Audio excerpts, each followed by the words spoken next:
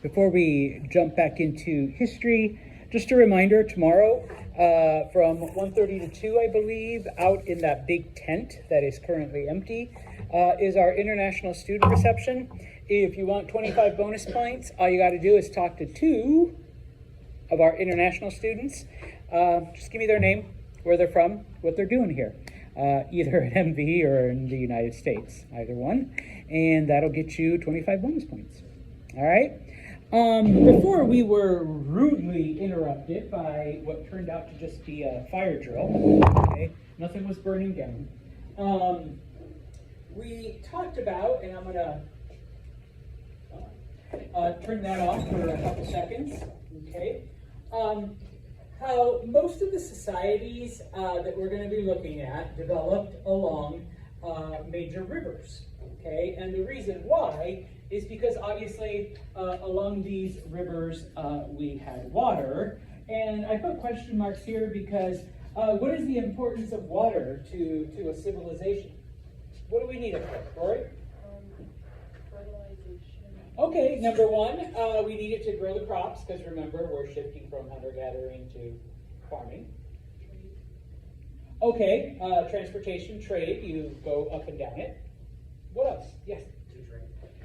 Obviously, drink, both humans and animals, okay, need them to drink, okay? So, the earliest societies, okay, Mesopotamia, Egypt, India, all happened along a river, okay? Now, the first one, which we started, the first society that develops is in Mesopotamia.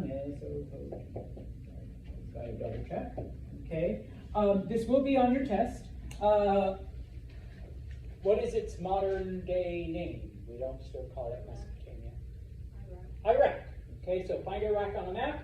That's Mesopotamia. Okay. Now, Mesopotamia had very fertile land, had 2 rivers, not just one, so the land was very fertile, and so there were a lot of crops, all right? Problem is they had very little of anything else, and so we see the development of trade, number 1, with other areas. Number 2, if you don't remember anything else, okay, more food, more people, more food, more people, more food, more people, okay? So, the bad farmers, you 2 are the bad farmers, 3, excuse me, are the bad farmers. They don't have to worry about starving to death just because they're not good at farming, because there's plenty of surplus of food. And so now we have people that can develop other skills that will help our civilization advance. And so, okay, we see the development of various technologies.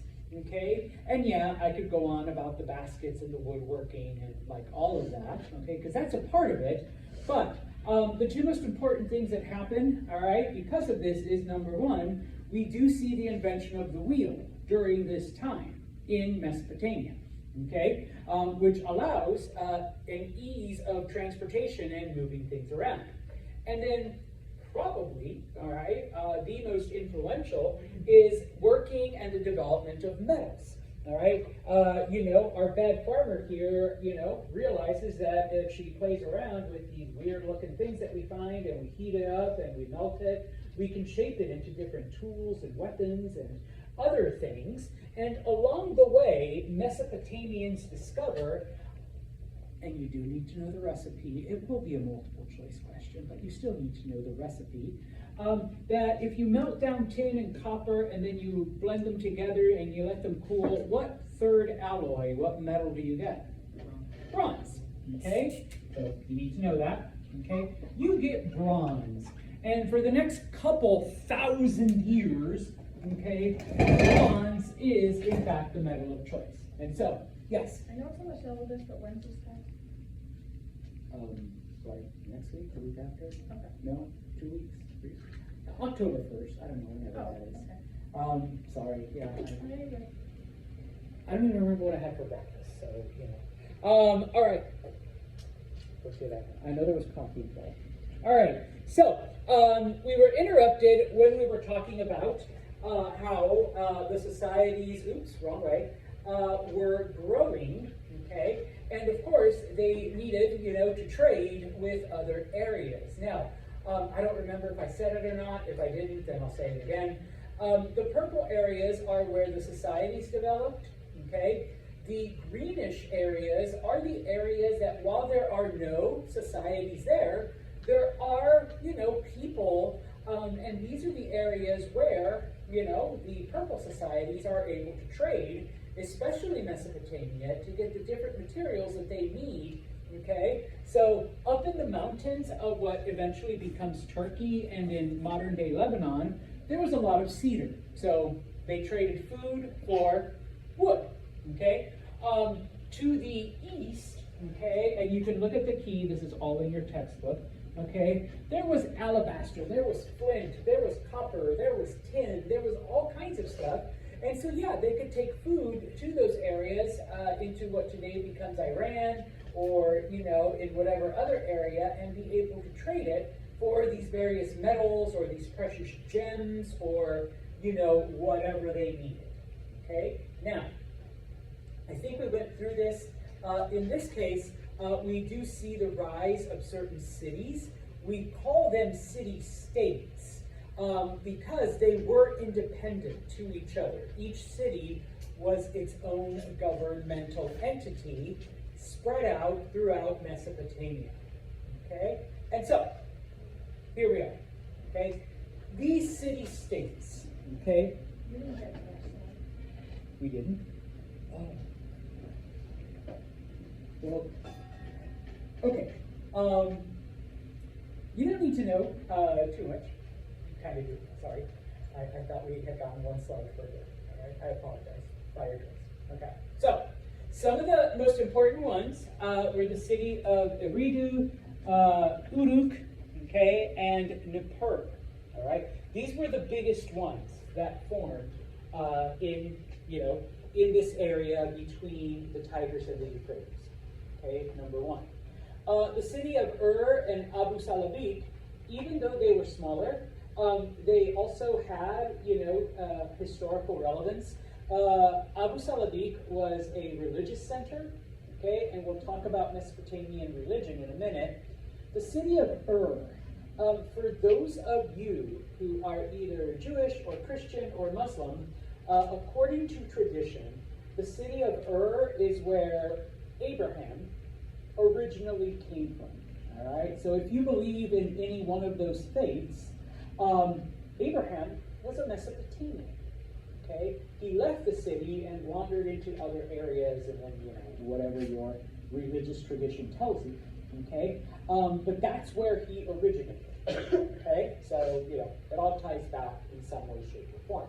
Now, I mentioned religion, number one, because our archaeological excavations have shown that each one of these areas that the Mesopotamians came to develop a very complex religious structure. Okay? Remember, back when we were just hunter-gatherers, what was the original purpose of religion? Explain nature. Okay? I mean, you do teach a little bit, but even before that, here we're teaching. All right? Even before that, why is the sun up today? Sun god's happy. It's nice and warm. Why is it cold this morning? Cold god, not happy. Okay? Sun god came and fought cold god, and sun god won. All right? Never mind that, it's that time of year where you wear a sweater in the morning and then you regret it in the afternoon because it's cool in the mornings, but then it heats up. That's September. Okay? And so, by this point in time, though, we have moved beyond that. Okay? We have developed rituals and dances and sacrifices and prayers, because we got to keep the gods happy. And there's some teaching going on. There's, certain moralities and all of this stuff happening. And so, as we have looked, number one, we see that they're not just like praying to the sun god to, be good and not burn them. Okay? There's actually more there now. Okay? And also, as you develop cities, now we got a big population here. Okay? As you develop cities, Okay? We need rules. Who's going to make those rules? Who's going to enforce the rules? Who's going to make sure that, the rules are fair to everyone? And if those rules need to be changed, who's in charge of changing them? Okay? And so little by little then, we begin to see a complex governmental structure. Now, most of these city-states develop what we call a monarchy. They have a king. All right? Now, originally, the king was the strongest, or the best hunter, or, the biggest, I don't know. And so anyone challenges the king, you either kill him and you become the new king, or he kills you and remains king until a new challenger comes, all right? At some point in the thousands of years, it becomes hereditary. So that the king, when he's old and about to die, who becomes the next king? The firstborn. Yes. I'm so sorry, ladies. Firstborn son.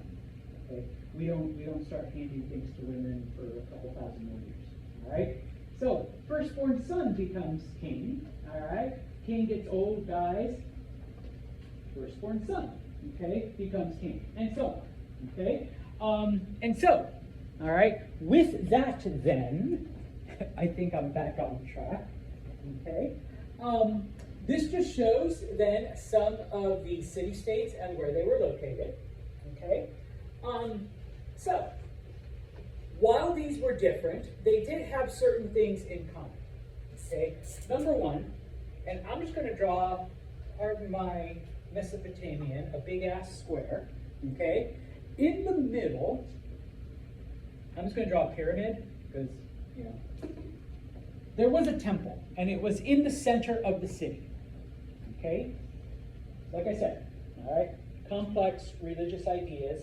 Okay, this is where you went to pray. This is where you went to offer whatever to the gods. This is where you came to learn and how do we keep the sun god, happy. All right? At some point, we develop a priest class. All right? The people that talk to the gods and give us their message. Okay? Now, of course, here, the message, all right, is that you guys are here to keep the gods happy. Okay? Because if you don't keep the gods happy, they will send a storm. They will send a flood. They will, make the crops not grow. All right? They will kill your family. Whatever. Okay?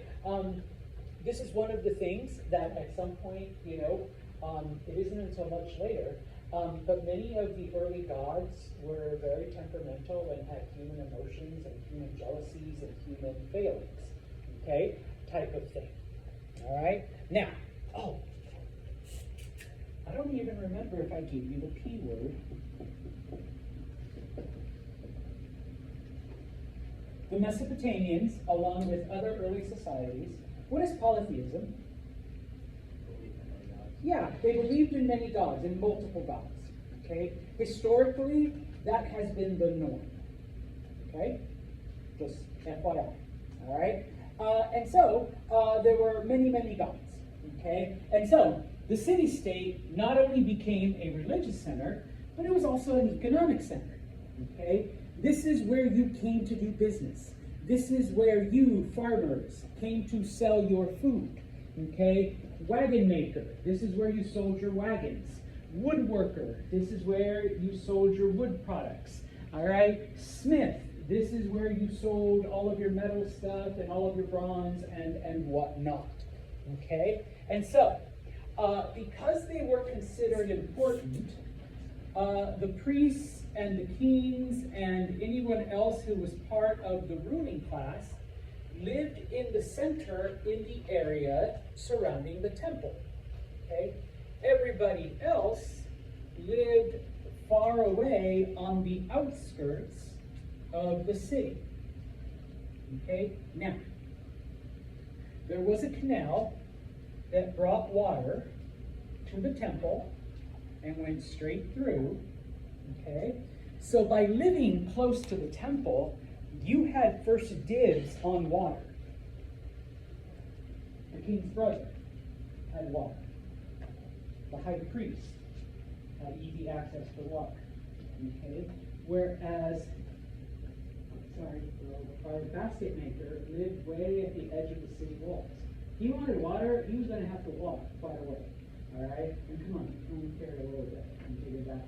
Whereas the high priest could just go and like literally throw himself into the canal and all the water he wants. Okay? So the access to the water, okay, basically, made that distinction between the rich and the poor. Okay? The wealthier, most important people had access. Those that didn't, were the lower classes. All right? Now, okay, before I move on, also remember that, okay, oh no, that's actually on the next one, sorry. Okay? And so, when it came to religion, okay,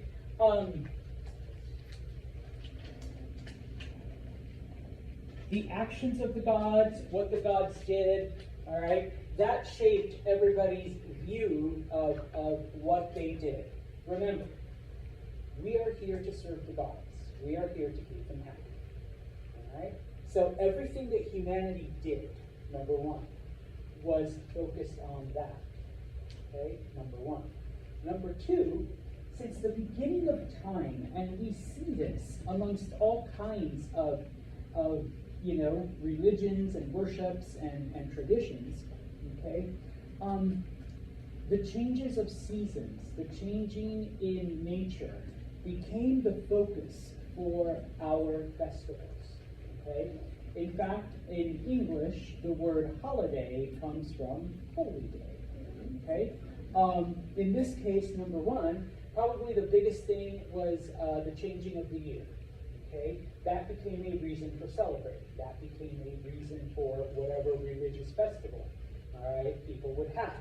Okay, and of course, and it doesn't end with the ancients. We still do this on occasion. Nature cycles. All right, you have both the spring and the fall equinox. You have the summer and the winter solstice. Okay, that has become the focus of different festivals and holidays and celebrations over the thousands of years. Okay, and so for those reasons, okay, humanity has celebrated those changes. Now, at some point, religion and the government become like this. Okay.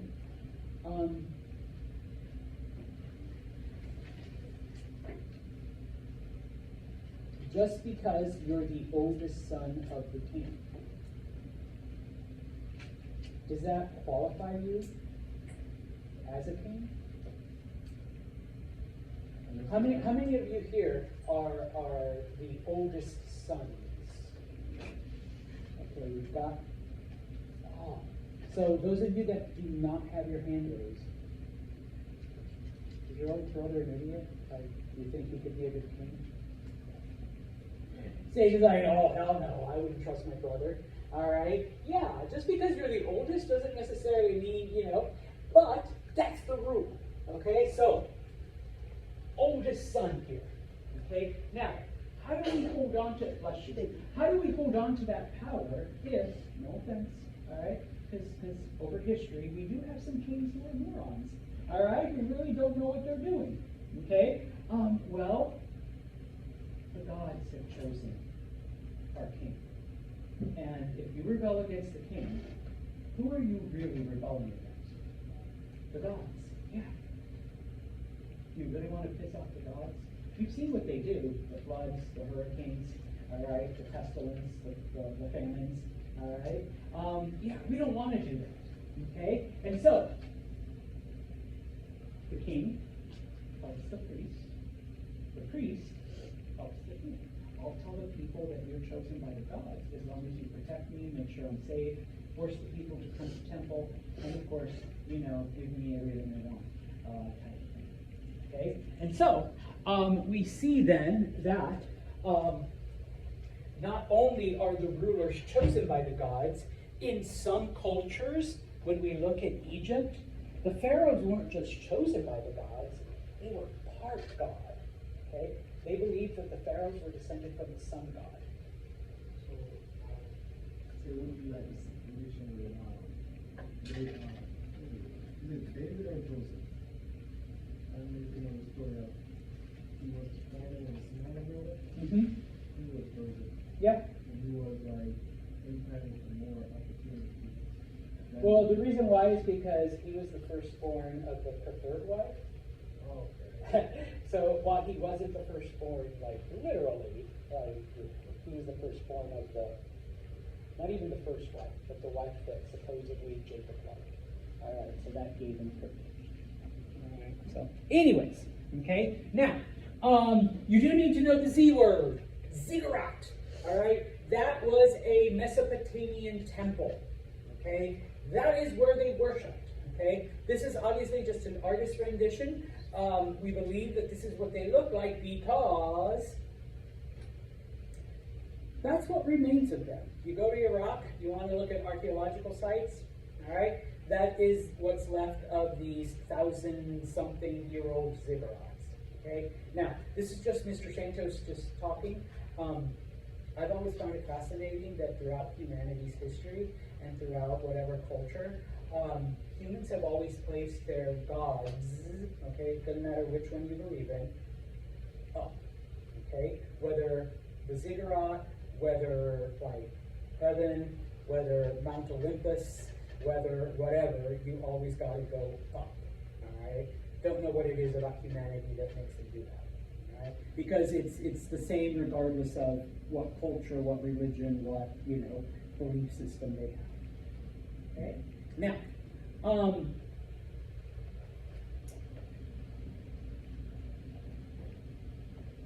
we learn more about Mesopotamian beliefs from this story. Okay, the story is called the Epic of Gilgamesh. All right, Gilgamesh was one of the kings in Mesopotamia, specifically over an area called Sumer. Okay, and I had to read this in high school. Okay, the Epic of Gilgamesh. It is supposedly it is the oldest written novel.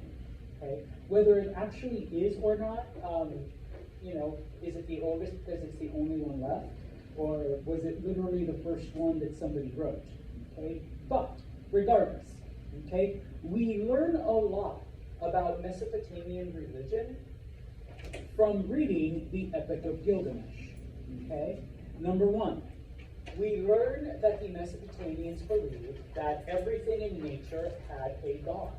There was a water god, an earth god, a wind god, a sky god, a sun god, a tree god, a nature god, all right? Everything had its deity. So imagine having to keep all of these gods happy, all right? We got to keep the sky god happy so that, we don't get destroyed. We got to keep the water gods happy so that, there's plenty of water, but the water doesn't destroy us. All right? We got to keep the nature god happy so that the temperature is nice and our crops grow. Okay? We got to keep the wind god happy so that, the wind doesn't come and blow everything away. All right? So, yeah, okay? Humanity's existence was basically keeping the gods happy. Okay? Because any offense to one of the gods would get you destroyed, or would get your crops flooded, or would cause an earthquake, or, whatever. All right? And this is one of those things as well that we don't see a change until much later in history. The gods all had like human emotions and human temperaments, and they got mad, they got jealous, they, took revenge on you. All right? So you always had to walk a fine line. All right? Now, okay. We see, once again, okay, we have our king. We see the rise of a ruling class. All right? Because, yes, we have the king, and, we know that when the king dies, oldest son is the next king, oldest son is the king after that, Oldest son is the king after that. Oldest son is the king after that. Okay? But of course, before we get to that point, okay, we have the priests, we have religion telling us how special the king is and how chosen he is. And so as, over the centuries, the king becomes more and more isolated. The king becomes accessible only to the upper classes and eventually only to the priests. Okay? And so pretty soon, all right, that tie between the government and religion is one that isn't broken. Okay? But we have a huge city, a city that needs to be administered. Okay? And I use this as an example in my other class. When you go to City Hall and you want to pay like your property taxes, all right, the mayor isn't there collecting payment like hey, yo, dude, mayor, here's my money, and the mayor goes. Okay? It's some underling, it's some secretary, it's some whatever, some kind of bureaucrat that does that. And so I put here underlings. And so we begin to see the rise, all right, you guys are going to be the underlings, okay, of the people that, thanks Leah, take the property tax payment. The person who shuffles all of the papers from file A into file B, they need to be filed, all right, and the king isn't doing that, but we've got, our main secretary here. We need people to run different departments, all right, to take care of, all right, this is our head warrior, he's the captain of the guard. All right, he's the one that's in charge of training, the army and whatever. Okay, so we get those. All right, now we also need the people that create things to help the government work. All right, the artisans. All right, the artists, the all of these other people. Okay, and finally, we just need your average worker. Sorry, Amanda. All right, the one that does like all the grunt stuff, all right? Because once again, if we compare it to our own cities, all right, you need the DPW guys, the guys that are out there cleaning, the guys that are, picking up the garbage, the guys that are, doing, the work that's at the bottom, okay? Not slaves, all right? We'll talk about slavery in a different class, but this is, and many times, okay, we do have people draw it as a pyramid, because how many kings are there? Yeah, that's why it's just right there. Okay? And, okay, there's a couple more priests, all right, because, we've got different gods and stuff, so there's a couple more of that, all right? We do need quite a bit of people to help us run things, okay? And then, of course, at the bottom, why is the bottom so big? Well, because most of the people are just your average, everyday Joe workers. Okay? Nothing special. You get up, you go to work, you go home, you go to sleep, you come back the next day. Okay? So, nothing about that. Now, when it comes to the individuals, Mesopotamian society was patriarchal, okay? Which means not just that men ruled, but even amongst the men, okay, it was the senior male, okay? So, if you're 45 years old, married with like 3 kids, but dad is still alive, even though he's 87, okay, guess who you listen to still? 87-year-old dad, and you don't do anything without his permission, okay, type of thing, all right? Once, dad hits 90 and he dies, because like nobody lived to 90 back then. But once he's gone, then yeah, you become your own person over your own family and stuff like that. Okay, so number one, you always answer to the senior male. Okay, men, husbands, it was your job to provide and protect your family. Ladies, I'm going to apologize to you a lot. Cook, clean, make babies. All right, that was it. Oh, and by the way, at least one of those babies better be a boy baby. Okay? Otherwise, we're finding another wife. Okay? Why was it so important to have at least one son? Because in the patriarchal society, that son will inherit the power. Yeah. Okay. If a king doesn't have a son, who's going to be the next king? Because we don't give it to the girls yet. All right, so you need a son to inherit the throne, otherwise some other family will take it, or there'll be civil war. Amongst your average people, okay, dad has worked hard to, collect cattle and sheep and lots of wheat and barley, but if he has no sons, yeah, that gets taken by, Uncle Joe, or, Uncle Mike, all right, or Cousin Frank over here, is able to inherit all of that. And, okay, I got daughters, so maybe we can marry one of them off and the son-in-law can get it, but it's still not, it's not your fish, all right, like type of thing. All right, so yeah, and of course back then it was the woman's fault, ladies, if you didn't provide a son, even though we know biologically whose fault is it. It's the man, okay? We're the ones that give either an X or a Y chromosome. Okay, ladies only deal with X's. Okay, type of thing. So yeah. All right. Now, the development of writing happens in Mesopotamia. Okay, so apart from bronze, apart from the wheel, this is like the third greatest thing that comes out of here. Okay, now for most of this time, and we talked about the term prehistoric. All right, humanity had an oral tradition. Okay, and so it didn't matter the group that you were in, or the hunter-gatherers, or the small village. Okay, someone was the designated rememberer. Okay, you were the voice and you were the memory of our village, Amanda. Okay, eventually Amanda gets old and senile and is getting ready to die. So you pass on that title, that mantle, all right, to your child, all right?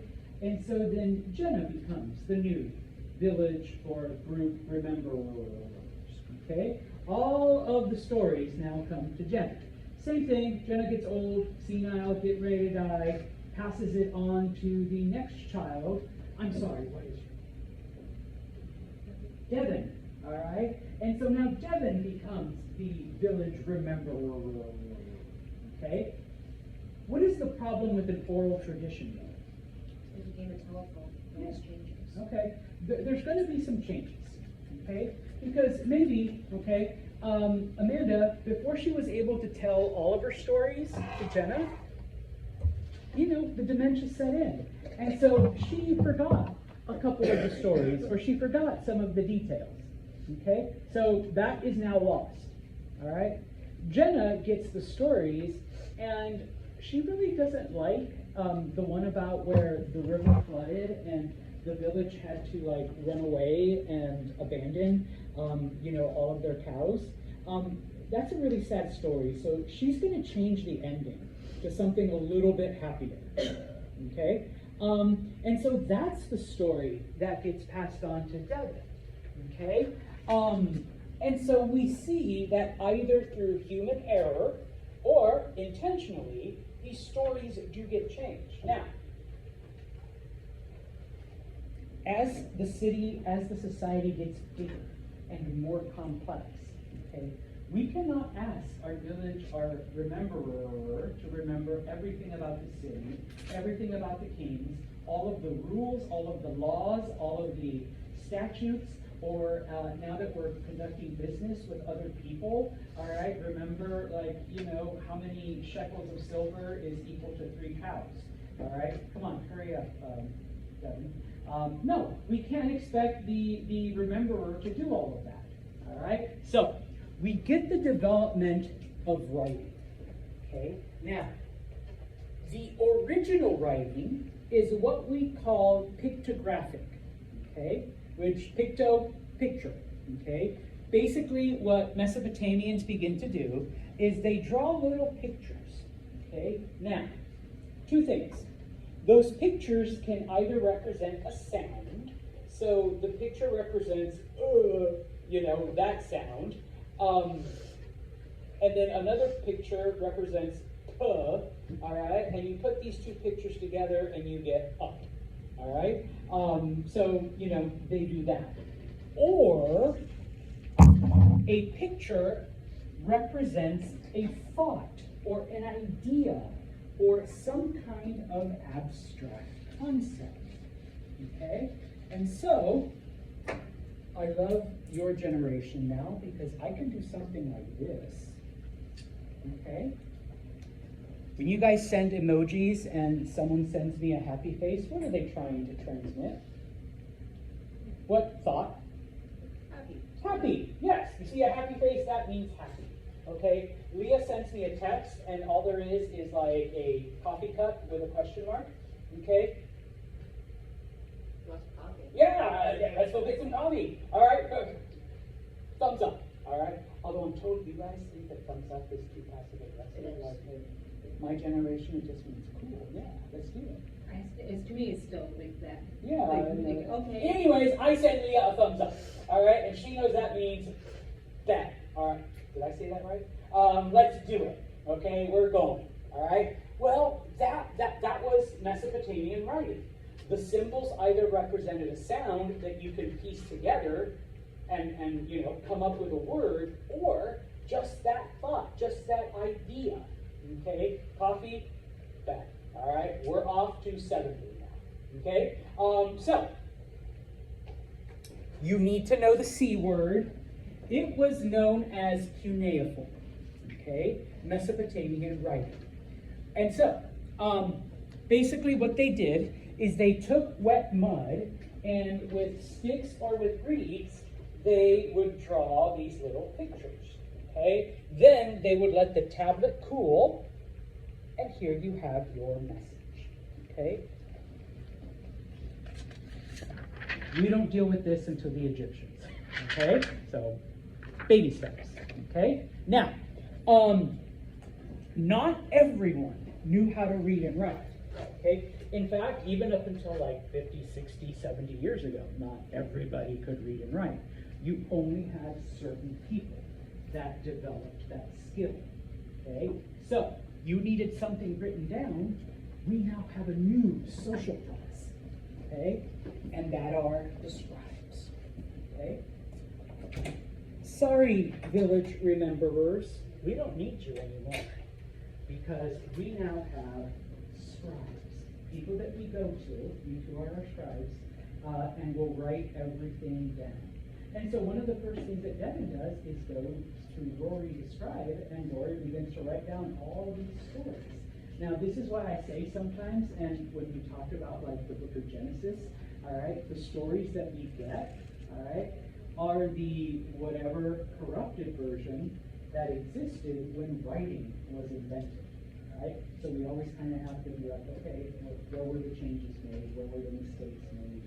You know, what part did Jen not like, and so she changes the ending, all right? What part did Amanda forget because she was old and didn't, you know, share that part of the story, okay? So, you know, when you read those creation stories, okay? So what were the things that we find? Number one, obviously history, okay? Those remembering things, okay? We get all of that down, and now as new things happen, and I am so sorry, remind me of your name. Mia, hey, we just had a war with the neighboring city. She writes down all the details of the war. Okay, so yes, now we have a semi-accurate, you know, historical record. Okay, now, one of the things that archaeologists discover, and I can only imagine digging up all of these tablets, finding a way to translate them, only to discover most of the cuneiform tablets that we have found over the last like 150 years have been receipts.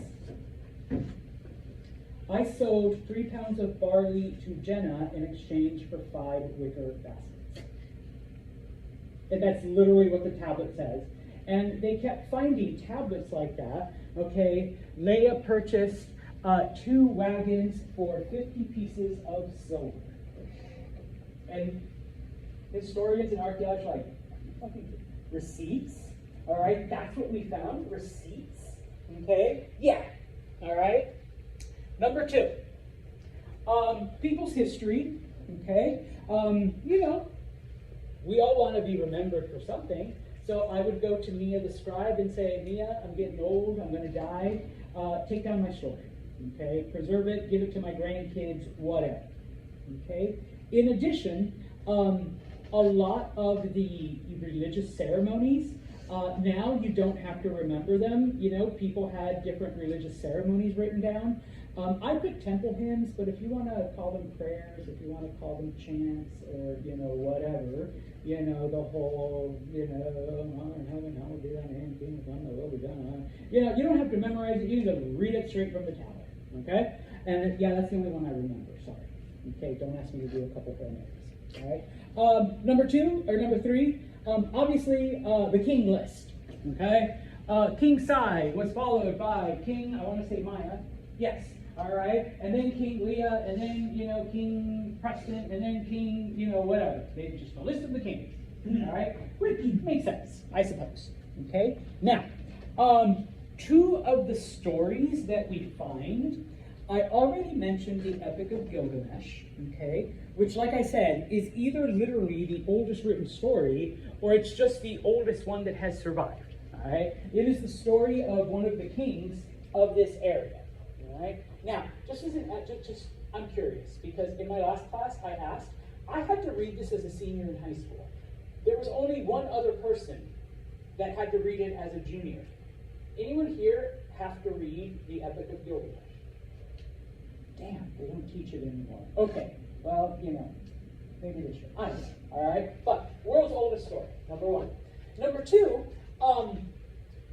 amongst some of these stories, we have found a tale of a great flood, all right? And in many ways, it's similar to the Judeo-Christian biblical narrative of, it wasn't just the Tigris and the Euphrates flooding, it was a period of a lot of rain, okay? Not 40 days and 40 nights, the way the Bible says, but it just describes it as a lot of rain, and the rain caused the river to overflow, okay?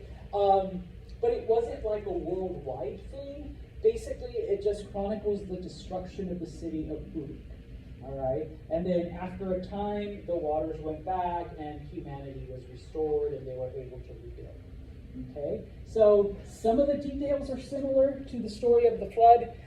Some of them are different, but those are the things that we have found in those narratives. Now, okay, this is what they look like, okay? Don't ask me to read or translate or whatever. Ancient Sumerian was not one of the languages I studied, although we can translate them, and I'll give you a reason why before we dismiss, and then, you know, I'll bring it up again in future classes, okay? Now, we'll end with this. Okay, well, I have one more slide, all right? But, remember when humans stopped being hunter-gatherers, okay? We had small settlements, then we had villages, then we had towns, and then they grew into cities. And for the longest time, each of these cities, and we refer to them as city-states, because these cities were independent, okay? They each had their own ruler, and they each did their own thing. But, fast forward a couple hundreds of years, okay? And eventually, these cities begin to unite.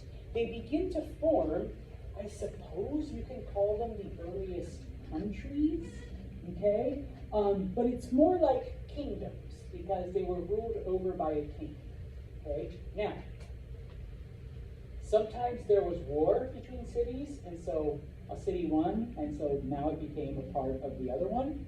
Sometimes they would just come together. It was just like, okay, our city's growing, your city's growing. You know, if we just pool our resources, we become even bigger, more powerful, richer. We can control more things. All right? So, once again, fast forwarding over a couple of hundred years. All right? The cities of southern Mesopotamia become known as Sumer. Okay? That's the name of that country or that kingdom. Okay? Now, I put Sumeria here because when I was your age, when I first started my my college, and even for several years after, that's what it was called until historians begin to unearth more and more things and realize that they had been mistranslating it.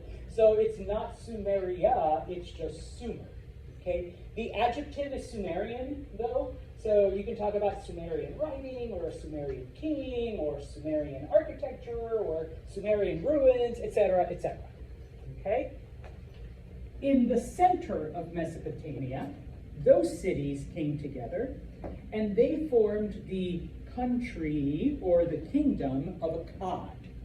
Okay? It was called Akkad. And so they're referred to as Akkadian. So the Akkadian king, the Akkadian city, the Akkadian ruins, etc., etc.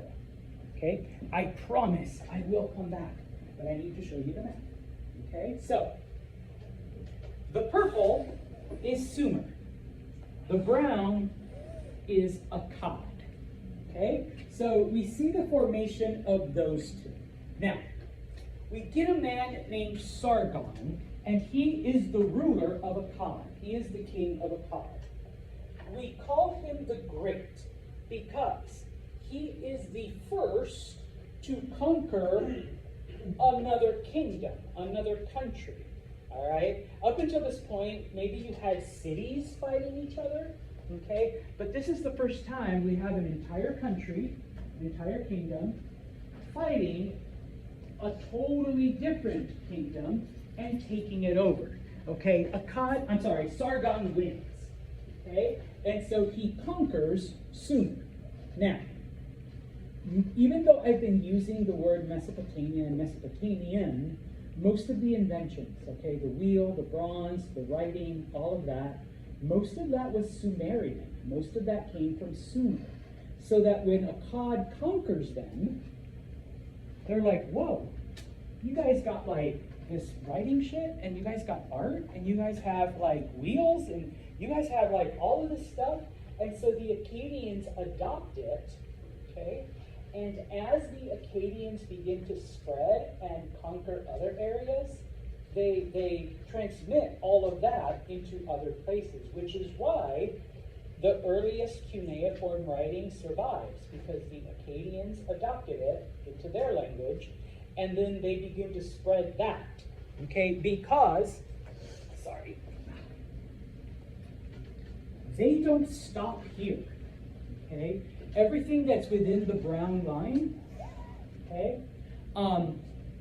The Akkadians conquer all of that. Like, they basically have the first, if you want to call it, empire, okay? Because they conquer other areas, all right? That is how the secret of bronze gets out. That is how, like, writing begins to spread, and the idea of writing things down, okay? Two things, because we will look at Egypt on whatever day, Wednesday. I completely forgot, sorry. I had to open a second thing. A friend of mine sent me this, okay? It's an old Instagram thing, okay? Karens aren't new, all right? This is one of the tablets that was uncovered in Sumeria, okay? Imagine uncovering this, translating it, and discovering that what's written on here? A complaint, a letter to the manager that you sent me the wrong copper. I paid you for this type of copper, and instead you sent me this other kind of copper. I want to see your manager. I want to read it. Okay? Most of the tablets that we have found are like that. Okay? Either business transactions, business receipts, or business complaints. Okay? So, Karens aren't new. All right? We'll stop right here, and we will continue.